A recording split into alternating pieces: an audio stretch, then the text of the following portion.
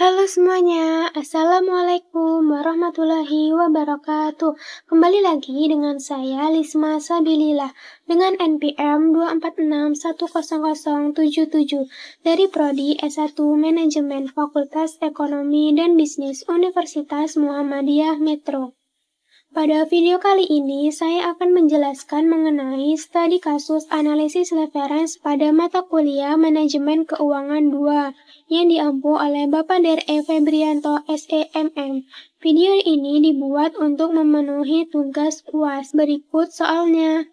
Diketahui data pada Rumah Sakit Harapan Makmur yaitu adanya penjualan bersih sebesar Rp77 juta, kemudian biaya operasi variabel sebesar Rp15 juta, biaya operasi tetap sebesar Rp5 juta, dan pajak penghasilan sebesar 40%, adanya EPS sebesar Rp10.000, adanya bunga pinjaman sebesar Rp250.000, dan dividen saham preference yaitu Rp150.000.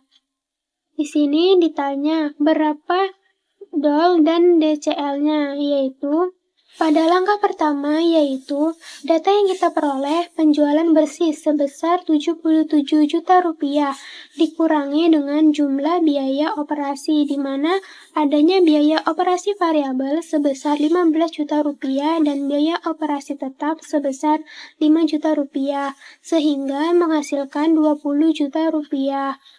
Kemudian kita kurangi sehingga menghasilkan EBIT atau laba sebelum bunga dan pajak sebesar Rp57 juta. Selanjutnya, adanya bunga pinjaman sebesar Rp250.000. Kita kurangi, yaitu EBIT dikurangi dengan bunga pinjaman yang menghasilkan Rp57 juta dikurangi dengan Rp250.000 menghasilkan EBT atau laba sebelum pajak sebesar Rp56.750.000. Kemudian, adanya pajak penghasilan sebesar 40% yang menghasilkan Rp22.700.000.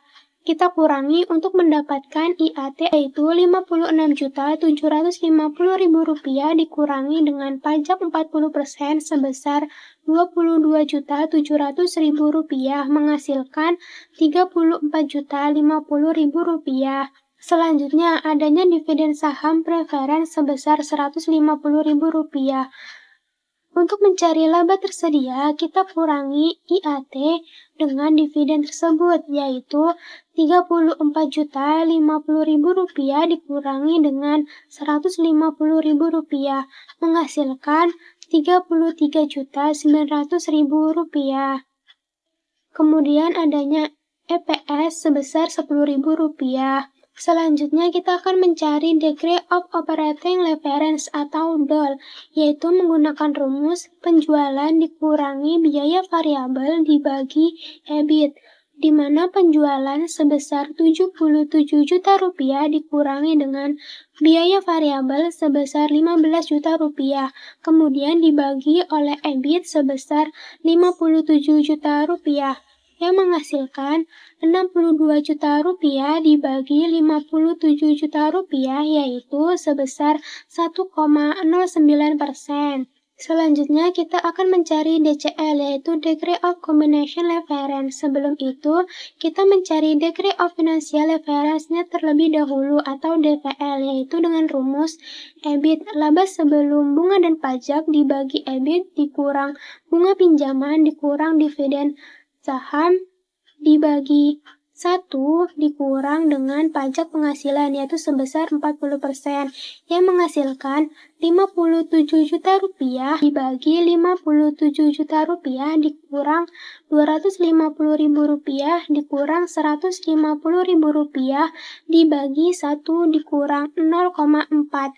0,4 ini yaitu desimal dari 40% pajak penghasilan sehingga menghasilkan Rp57 juta dibagi Rp56.500.000 yaitu menghasilkan 1,009 yang kita persenkan menjadi 1,01%.